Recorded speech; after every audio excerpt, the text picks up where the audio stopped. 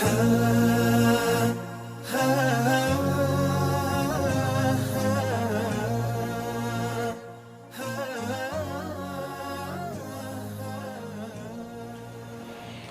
dear friends all over the world, welcome back again. This is Mr. Sam with the English teacher and the self-improvement coach.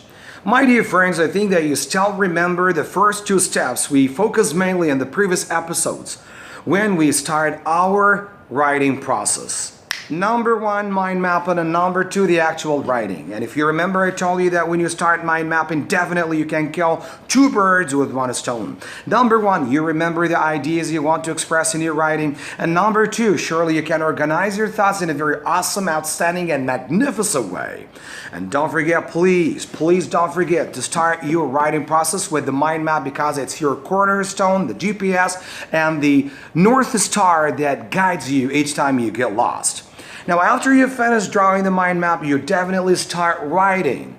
And make sure when you write, definitely you must be in a very quiet place. Why? Because you must be highly concentrated when you start writing. Why? Again, because there are a lot of ideas, dozens, hundreds, thousands, maybe millions of ideas and thoughts that go back and forth. And your main job is to accumulate these ideas and put them together to see your beautiful painting through to the end. After you make sure that you finish the first two steps greatly, I think that you are ready enough to get to know the third step, and the fourth step. The third step is revising, and the fourth step is editing. Now, when you revise, I want you just to remember these two words, deleting and adding, deleting and adding. So deletion and addition. Now, sometimes, for example, you come across a word when you finish writing, you feel that this word is not that good, it's not that effective, and you want just to change it. For example, the word good, good reasons, good purposes, good friends, good causes. You know that you use the word good all the time. You can use another word that is synonymous to it. Now, for example, you can use magnificent, outstanding, awesome, great, and so on and so forth. So please, when you revise, remember that you can delete some expressions you feel that they are not that powerful, not that concrete, and you can add some words so that you can beautify your writing. What about step number 4, which is editing? You have to focus on a couple of things, actually 4 areas. Capitalization. Now, some letters are not capitalized, so you have to capitalize them.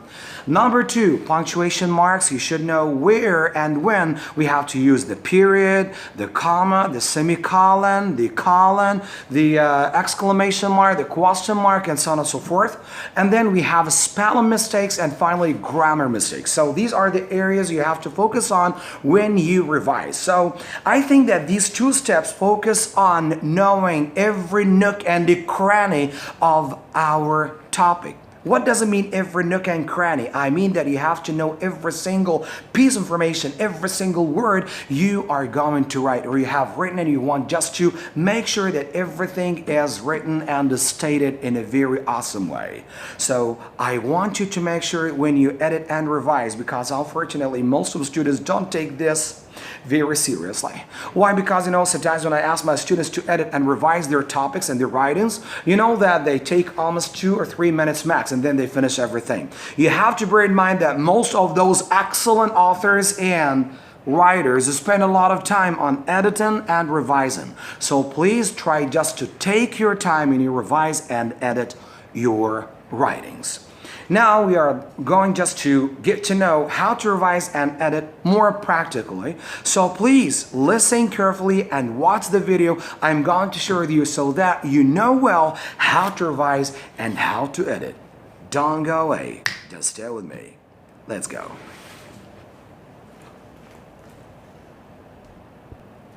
Okay, my friends. As you see here, I want you just to be as neat as possible when you edit and revise. Try just to use these symbols so that you can help yourself organize your thoughts and the process of editing and revising the ideas and the expressions you want just to check out. So for example, you can use a circle for punctuation marks. You can use, 2 lines for spelling mistakes. You can use the parentheses, for revising, and finally the star for capitalization. And I think that you still remember the topic I wrote about last time, that the dreams I think that you want to achieve one day. At first, if you remember, you must make sure that you have a two-finger space before you write the paragraph. Sometimes you can use here a comma. Sometimes life seems boring since there are not enough good reasons to feel happy.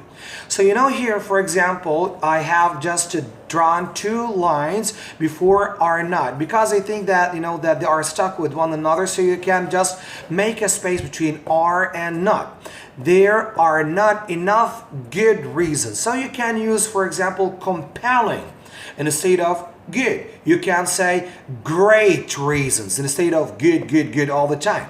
To feel happy, and then that there is a period. So after the period, surely you have to capitalize the first letter of the new sentence.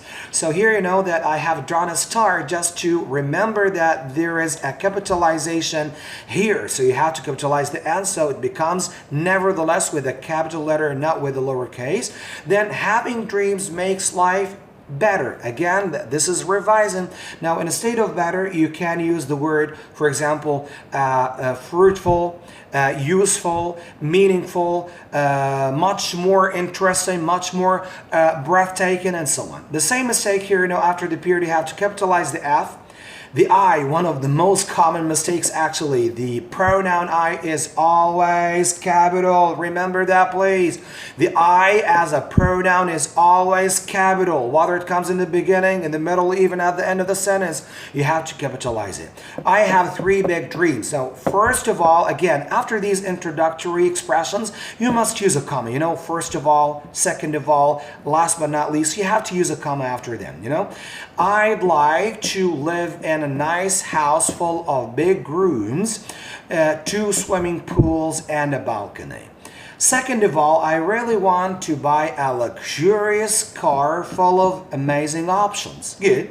Last but not least, again, you must use a comma. The I here should be capitalized. I have a burning desire to pursue. And there is a spelling mistake because that we have drawn 2 lines to symbolize the spelling mistakes, right? So here you have to correct the spelling. Here you have to put U instead of E here in the middle, after the P. P-U. Pursue means to complete my study, to pursue my study, and get a master's and PhD degree, and then a period again. I really want to make these dreams come true because they are things that make my life good. You can just replace the word things with another word that you feel that is more concrete and more powerful. You can say, for example, motives. Compelling motives or causes that make my life better and much more meaningful. So remember, please, when you edit, you focus on these areas: spelling, punctuation marks, structure, capitalization. And when you revise, you focus on these 2 areas: adding and deleting. Guys, by the end of this video, I'd like just to tell you that in case you don't revise and edit your paragraphs, your essays, your articles, your short stories very well, your writings will be exactly like this skeleton. You have finished the first 2 steps, mind mapping and actual writing, but if you don't revise and edit your writing, it will be exactly like this skeleton. And I think that it's not that beautiful. But that when you edit and revise your writing very well, make sure that you cover this skeleton with a very wonderful and awesome body, so that you can catch the eye of any reader to read and scrutinize every single word you have written in your essay, your article, or even a simple paragraph. I wish you the best of the best.